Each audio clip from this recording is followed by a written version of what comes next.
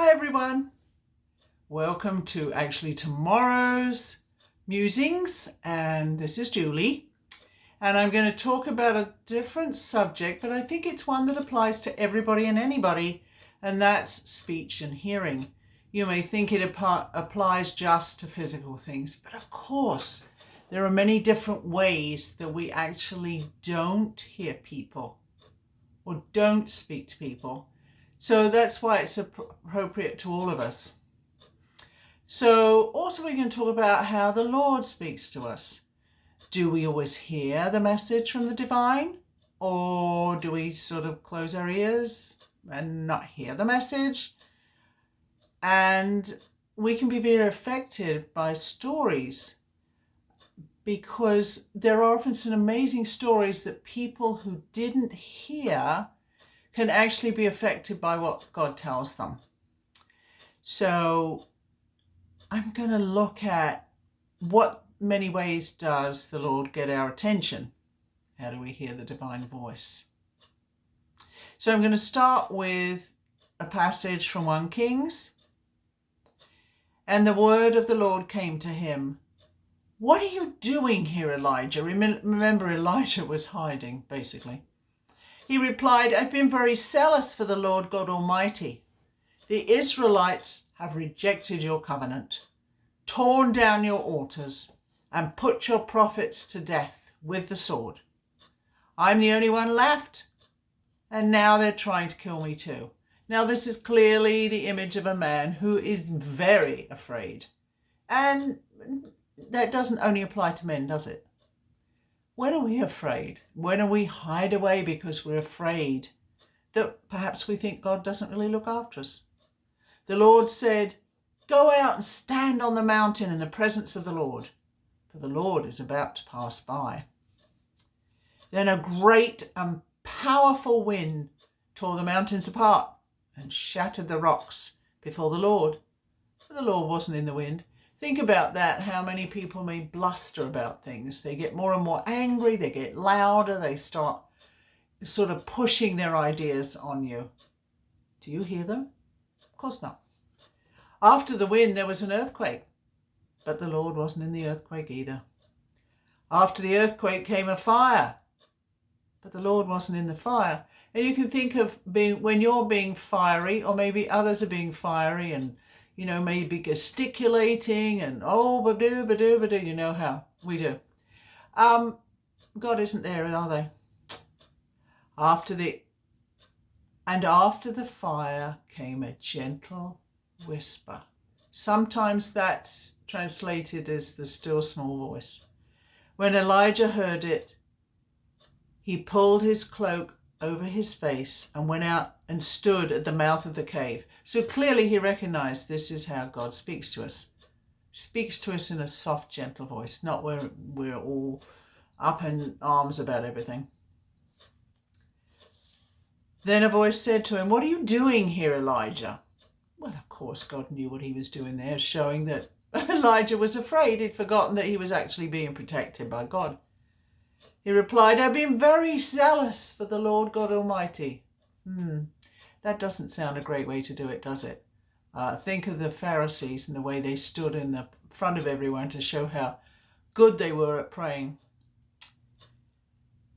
The Israelites have rejected your covenant, torn down your altars, and put your prophets to death with the sword. I'm the only one left, and now they're trying to kill me too. So this is the second time he said this.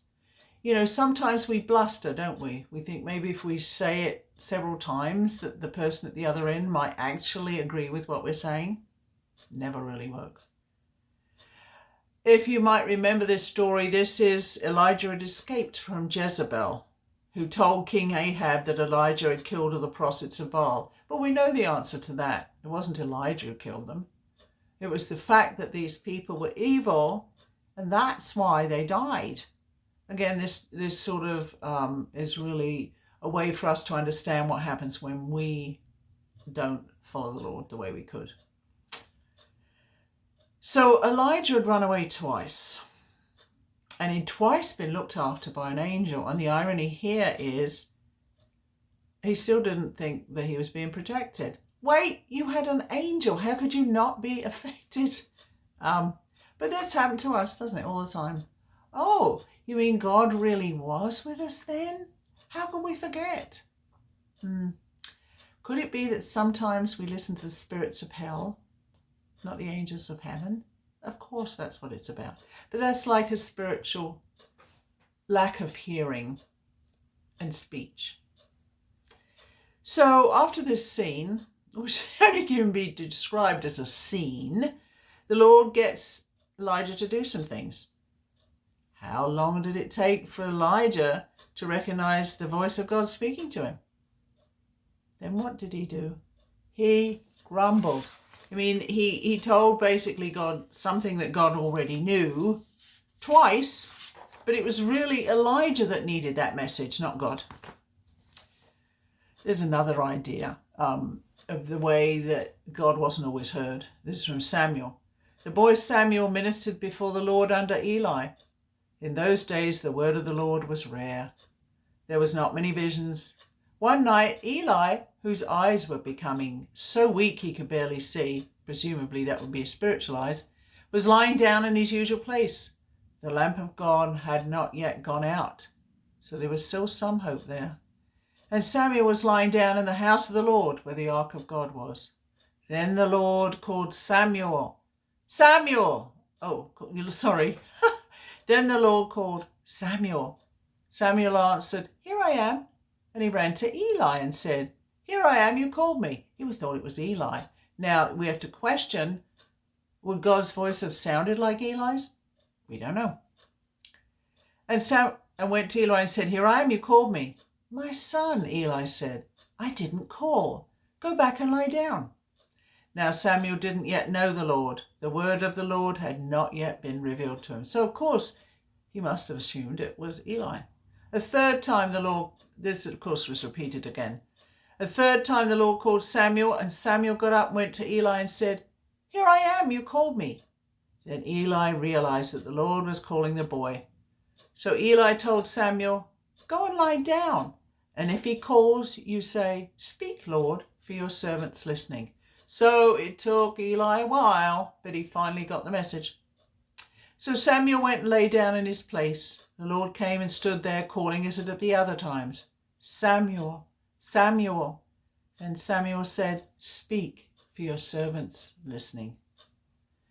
And then, of course, God told Samuel that this was not a good future for Eli. Eli's family wasn't great. Eli's sons had done bad things, but Eli didn't stop them. And then Samuel was afraid to tell Eli what was going to happen. What was Eli's response?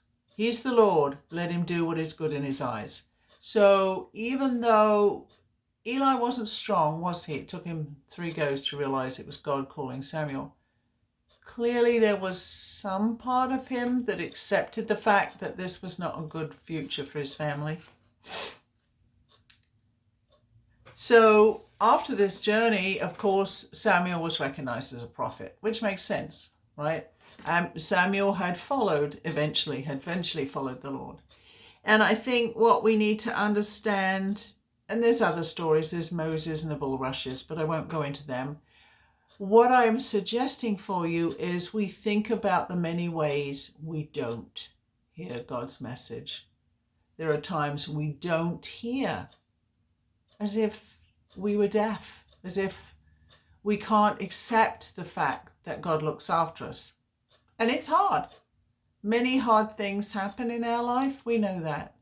This world is a mess. Let's just call it what it is. The world is a mess. And it's so hard sometimes to say, I guess God is looking after me, but really these horrible things are happening to my family, to my environment, or whatever it is. And we can't see, we can't hear. It's like we become blind and deaf.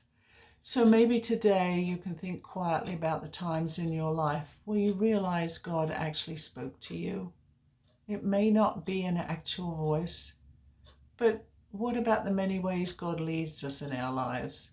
And we're almost deaf to the leading, or blind even, unable to accept that God really does love us and wants us to be good and kind human beings to help others. After all, that's the way God helps people, by getting good people to help people.